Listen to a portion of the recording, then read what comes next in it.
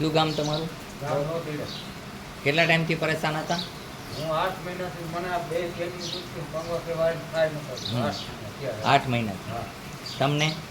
આપણે આ સિકન બી હોય 4 મહિના છે. 3-4 મહિના. એટલે આ કામ છે પછી વધારે વાવણી છે પછી વધારે બની. અત્યારે રજા છે આજે, તોય તમારો વારો લઈ લીધો એ માટે થઈને કે વરસાદના આવ્યા છો તમે દવા વગર ન જાવ એ માટે. નકર અત્યારે અમે સોમવારે રજા રાખીએ છીએ, કોઈને લેતા નથી. પણ છતાંય માનવ સેવા સમજીને તમારી સેવા કરી દીધી તો અહીંયા આવ્યા તો આપને કેવું લાગ્યું? ના ના એક સારું લાગ્યું. બે એકદમ રેડી થઈ ગયા કે ન થઈ ગયા? બેયનું દર્દ વહી ગયું? તમારી પગની બળતરા વહી ગઈ? બરોબર છે. બીજાને અંદર એડી દુખતી હતી બંધ થઈ ગઈ? તમારે પલોઠી વાળી શકો છો? આ ભાઈ પલોઠી નહોતા વાળી શકતા, આ ભાઈ હાલી ચાલી નહોતા શકતા. તમે જોઈ શકો, હાલી ચાલીને બતાવો છો. આમાં ગોદડામાં હાલો ઘડીક વાર દવા લગાડી ને એટલે હાલો જ ઊભા થાવ જોઈએ તમે. એડી ઉપર ઊભા જ નહોતા રહી શકતા એ ભાઈ. રેડી છે એટલે આપણે બે આમ 4 પીડિયા થઈ ઊભું થવાનું હતું. હા એમ એટલે આમ ધરી ટેકે થઈ ગયા ઊભા. થઈ ગયા. લ્યો આવું કામ છે હનુમાનજી મહારાજનું. એટલે સારું છે. અહીંયા આવવા માટે આટકોટથી ગરણીથી થોરખાંડ રોડ ઉપર આદેશ આશ્રમ આવેલો છે. અહીંનો સમય સવારે 9 થી 12, સાંજે 4 થી 6 છે. અહીંયા કોઈ પણ પૈસા લેવામાં આવતા નથી. જે દવા દઈએ એના પૈસા લઈએ છીએ એ માટે થઈ કે અમે દવા ફરીને પાછી ખરીદી શકીએ એ માટે થઈને, બાકી કોઈ ચાર્જ નથી. આપને કેવું લાગ્યું હનુમાનજીનું કામ? સારું લાગ્યું? કાંઈ પૈસા તો નથી લીધા ને?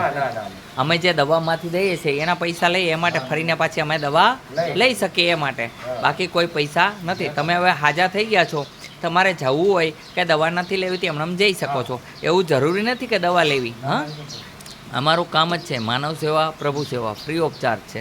બોલો જય હનુમાન. આવું કામ છે હનુમાનજી મહારાજનું, તમે બધા જોઈ શકો છો. એટલે કહું છું કે સત્કર્મ કરે તે દુઃખી થતા નથી. અને દુઃખ અને સુખ તો બધાને આવે. જેને દર્દ હોય એને ખબર પડે કે દર્દ નાનું હોય કે મોટું.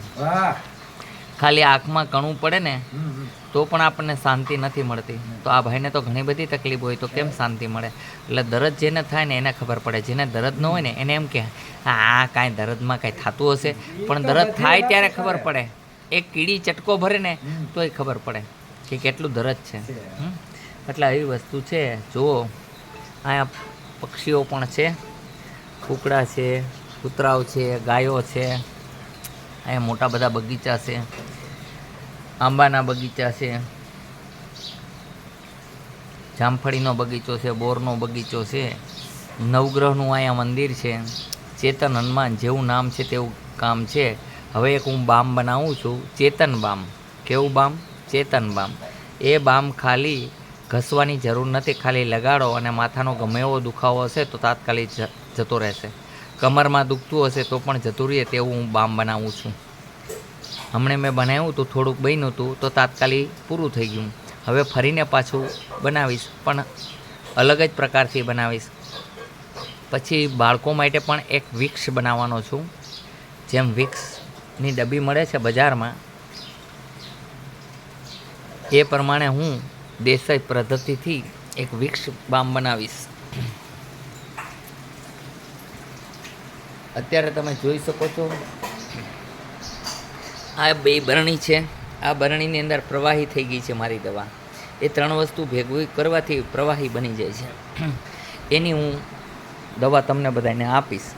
કાયદેસર આયુર્વેદિક ઉપર જ ઉપચાર, જેમ કે ભીમસેન કપૂર, અજમેટના ફૂલ,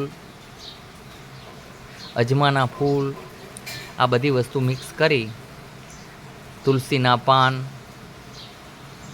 ફોદીના, આ બધી વસ્તુ મિક્સ કરું છું અને પછી દવા બનાવું છું. જેને કારણે બાળકોને પણ સારું થાય, મોટાઓને પણ સારું થાય એવી દવા બનાવું છું. બોલો જય હનુમાન.